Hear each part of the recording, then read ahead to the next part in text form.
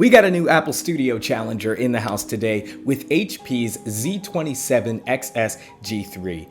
Yes, monitor names. We're going to be taking a deep dive look at this display targeted at professionals doing serious, critical color work. So we're going to look at all the quirks and features, so hit the subscribe button and click the bell so you don't miss as we cover all things Apple Talk, iPad Pro, and Pro Audio. I'm Chris Grant Jr.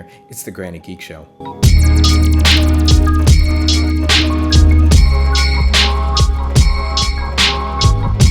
Okay, so here's how the video is going to break down. As always, we're going to start off with aesthetics, the way that it looks and feels. Then we're going to follow that up with specs as well as I/O. And then finally, of course, we're going to talk about how the thing looks and performs. And then stick around to the end to see what I think of this in comparison to the nearly 2 times the price Apple Studio display. So let's dive right in. Okay, starting off with aesthetics, I think this display is just as gorgeous, just as beautiful and high quality as Apple's Studio display. Almost. It's about 99% of the way there. You see, the display itself still has a plastic shell, but everywhere else you're going to find metal. That's metal in the base with the beautiful HP logo. You're going to find metal in the actual neck that supports the display.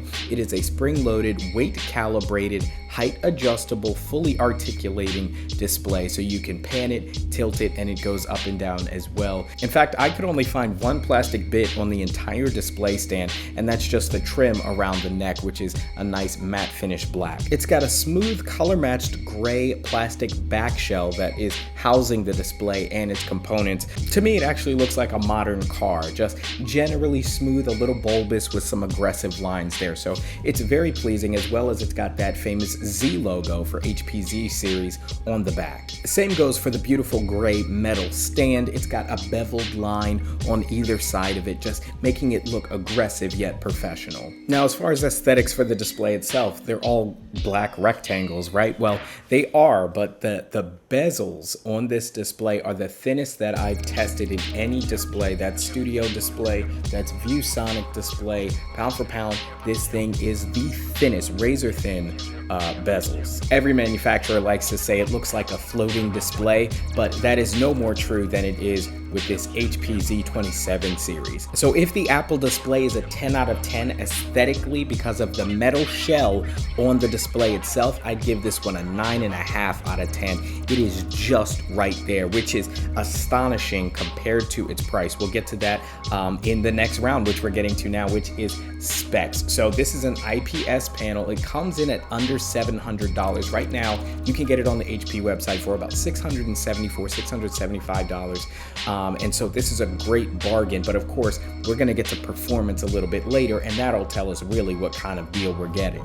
Now, this is fully VESA compatible, so you'll be able to put it on a monitor mount or stand, whatever you choose. Honestly, I had a difficult time wanting to take it off of its stand because the stand is just so high quality and beautiful to look at. But if you're not new to this channel, you know I think people make a huge deal out of stands when all you ever really see is the foot and a little bit of the neck.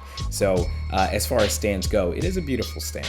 Now, it's a full 3840 by 2160 4K display, and it does have some HDR capabilities, certified HDR 600, although I wouldn't really even compare this with the HDR capabilities of something like the Studio display, but it is very much right in line with what the ViewSonic has to offer, the HP U32, and other displays in this price range. Contrast ratio of 1300:1, and I was a little bit shocked, unfortunately, by the display brightness this puts out.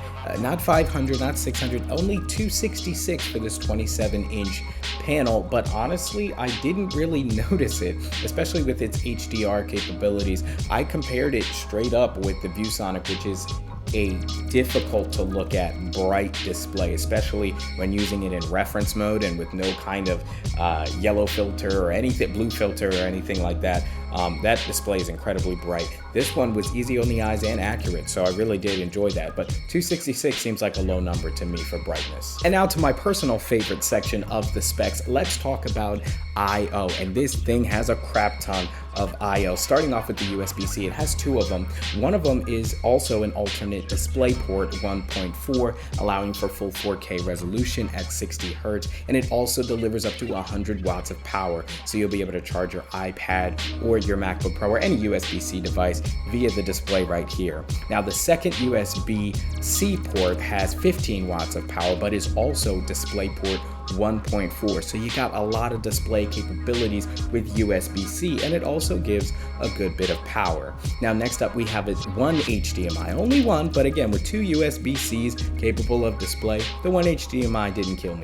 This is supporting HDMI 2.0, which is fantastic for 4K at 60 Hertz, and this is also HDCP compatible. Now once again, this is a professional display, and so they keep bringing it with the DisplayPort, a choice of many professionals for displays. It's got one 1.4 DisplayPort in, as well as an additional 1.4 DisplayPort out. So the USB-C only acts as an alternative display port, but it's got two dedicated ones for input and output as well. So this is for daisy chaining monitors and the like. So you'd be able to pair up a couple of these and really only take up minimal ports on your actual device. So fantastic feature here. Then finally, we've got three, count them, 1, 2, 3 USB-A ports, and these are 3.2 Gen 1. So really a robust collection of I/O here. There's not really anything you're not going to be able to plug in. The only thing I would compare is with the ViewSonic, which has not as great a selection of I/O, but very close, but it does have an Ethernet port, which can be very useful for pros sometimes. But hey, daisy chaining that display port, that's a serious feature. Also, I'd like to note that some of the I/O, not all of the I/O is right under the display, because sometimes it's hard to get to. No, they have a USB-A and a USB-C port, the 15 watt one, right to the left side of the display, allowing for quick access. Even if you wanted to plug in different devices, you're able to get to it right there from the left instead of tilting or moving the monitor to get under there to your I/O. Now, because of the high build quality of this display, it comes in at a whopping 17.2 pounds, yes, for this display. And surprisingly, a lot of it is not in the actual display stand, but in the display.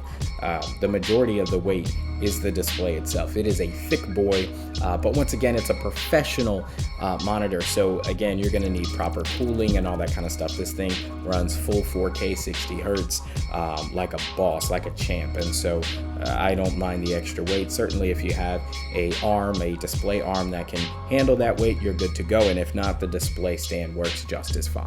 And with this, you actually get a 3-year warranty. So HP is really sticking by their product here. This covers parts and labor, but no on-site repair, so you'll have to send it over to HP. They'll fix it or replace it and send it back for 3 years, which is a great deal in my opinion.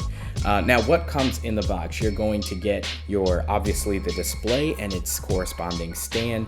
You get your power cable. You also get an HDMI cable, fully capable of 4K 60 Hertz. You also get a USB-C cable. You get a DisplayPort 1.4 cable, as well as a USB-C to USB-A cable. So they really give you plenty of cables to get going right out of the box. There's nothing worse than getting your brand new display and then you find out you got to run to the store to get some cable they didn't include. You're pretty much plug and play with this thing. Now finally, let's talk about performance. And I do have to say, this display is absolutely gorgeous. We already talked about the nearly bezel-less design, and I know I say it so much because so many manufacturers say it, but it couldn't be more true than with this display. It truly floats, certainly in a dark environment, but even in broad daylight, you just forget the bezels so quickly. Now this does unfortunately have the same issue that I didn't like quite as much with the HP U32, and that is the iSafe blue light filter.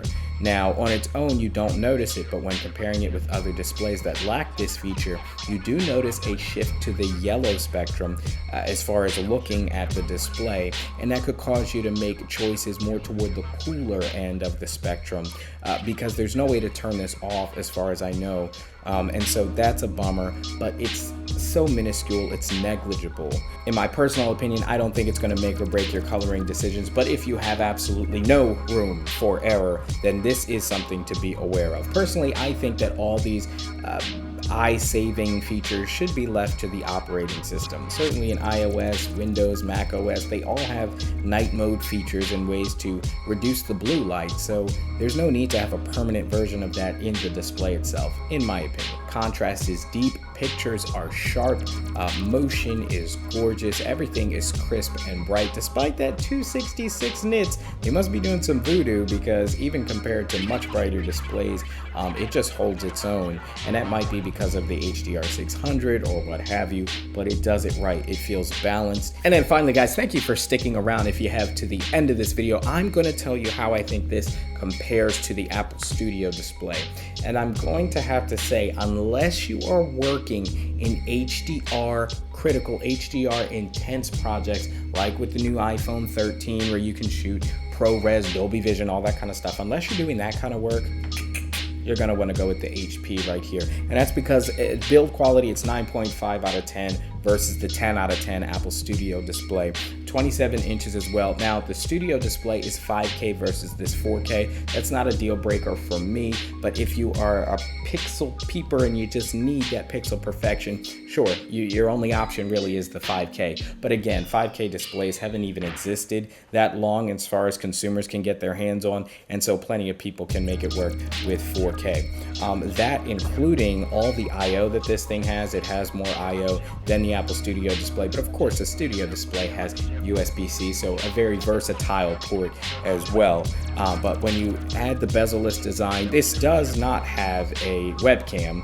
So as bad as Apple Studio's webcam is, at least it has one. This does not, and so you'll need to look elsewhere for an alternative in terms of webcam and video conferencing. So all in all, it seems like a pretty even fight, and hey, if they were both pushing $1,500–$1,600, I'd definitely tell you to go with the Apple Studio display because I'm an Apple fanboy.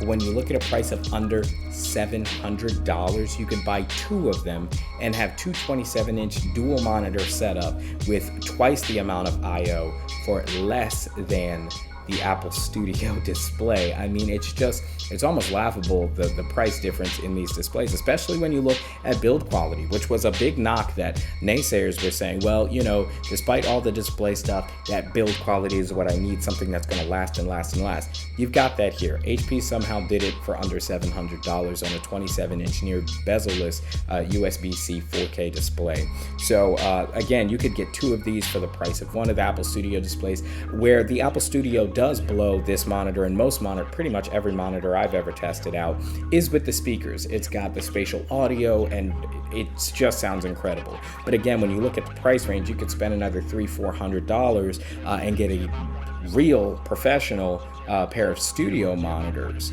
for this display. Pair those up and you're still coming in under that price. You could throw in $100 or $150 HD 4K webcam that's going to outperform the Apple Studio version, and there you go. You've got better sound, you've got a better webcam, and you've got pretty much an equal display. Certainly, once again, the HDR workflows are where the Apple Studio display really does shine and kick the mess out of this and any other display currently on the market. But other than that, if you're just doing 4K super color accurate work, gotta go with the HP. Again, this is the Z27 XS G3.